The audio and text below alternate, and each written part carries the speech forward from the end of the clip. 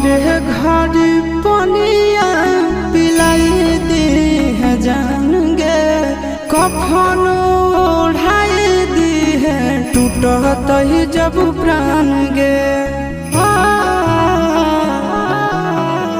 मरे घर पनिया पिलाई दी है जान गे, कफन ओढ़ाई दी है टूटत ही जब प्राण गे। हगे हमारा से तोरा जाती प्यार होता भेंट सक छात कर लगे। हगे सोनाया गावा हो भरती पा